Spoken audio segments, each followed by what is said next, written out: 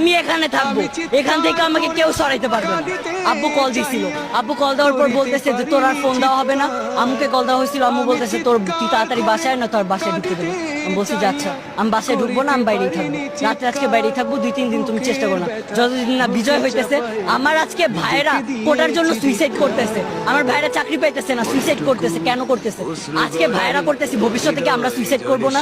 ভবিষ্যতে আমাদের আমার এই যে বোনেদের ঢাকা ইউনিভার্সিটি ইন্ডিয়ানের বোনেদের এমন ভাবে যে নির্যাতন করলো ছাত্রলীগের পোলাপাইন, কেন করছে?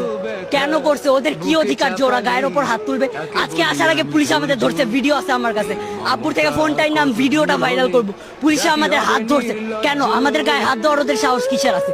পুরাটা বিশ্বকে জানাই দেন, এই যুদ্ধ চলবে চলবে চলবে যতদিন না আমরা জিততেছি। আমি Tanmoy Kumar, model high school খিলগাঁওয়ের এবারে 10ম শ্রেণী থেকে মানে এসএসসি দিয়ে বের হইলাম, কবি নজরুলের ফার্স্ট ইয়ার স্টুডেন্ট, অ্যাডমিশন নিলাম।